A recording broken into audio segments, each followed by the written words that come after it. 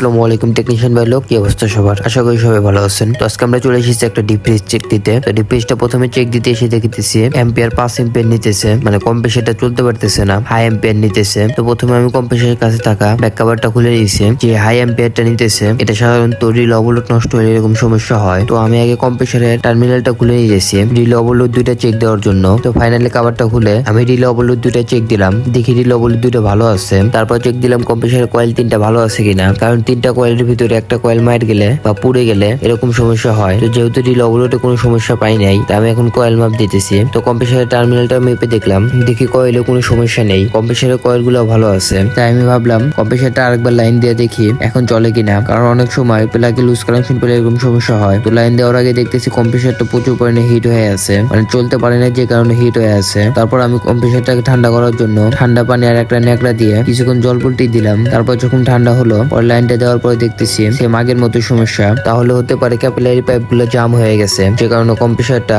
চলতেছে ঠিকই কিন্তু হাওয়াটা দিতে পারতেছে না, এই কারণে এই সমস্যাটা হতে পারে, বা কম্প্রেসারের মেকানিক্যাল জাম হয়ে গেছে। তো আমি যেহেতু দেখলাম রিল ওভারলোড টিউটা ভালো আছে আর কয়েল গুলাও ভালো আছে, তো শব্দটা শুনে বোঝা যাইতেছে কম্প্রেসারের মেকানিক্যালটা জাম হয়ে গেছে। অনেক সময় ঝাঁকাঝাঁকি করলে বা হাতুড়ি দিয়ে বাড়ি দিলে এই জাম গুলো ছেড়ে যায়। তো আমার কাছে এখন কোনো হাতুড়ি নেই, তাই স্টার ড্রাইভার দিয়ে 4-5টা বাড়ি দিলাম। তারপর রিল ওভারলোড বাদ দিয়ে সরাসরি শর্ট দিয়ে রিলের কাজটা আমি হাত দিয়ে করে দিলাম, মানে রিলে যে স্টারিং এর কাজটা করে ওটা আমি হাত দিয়ে করে দিলাম। অনেক সময় আছে রিল ওভারলোড বাদ দিয়ে হাত দিয়ে শর্ট দিয়ে দিলেই কম্প্রেসারের এই মেকানিক্যাল জামটা ছেড়ে যায়। তো আমি যখন রিল ওভারলোড বাদ দিয়ে স্টারিং এর কাজটা হাত দিয়ে করে দিলাম, আলহামদুলিল্লাহ এখন কম্প্রেসারটা রানিং হয়ে গেছে, মানে ভিতরে জামটা ছেড়ে দিছে। তো যেহেতু কম্প্রেসারটা একবার জাম হয়ে গেছিল এখন ঠিক আছে, কিন্তু পরবর্তীতে জাম হবে না যে এটার কোনো গ্যারান্টি নেই। তাই আমি 5 UF এর একটা ক্যাপাসিটার লাগিয়ে দিলাম। আপনারা তো জানেনই একটা ক্যাপাসিটার দিলে কতটা সুবিধা হয়, প্লাগে লুজ কালেকশন হলেও কোনো সমস্যা হবে না। আশা করি আর পরবর্তীতে কোনো সমস্যা হবে না। তো এই ছিল আজকের ভিডিও ভালো লাগলে সবাই লাইক কমেন্ট শেয়ার করে দিতে পারে। ধন্যবাদ।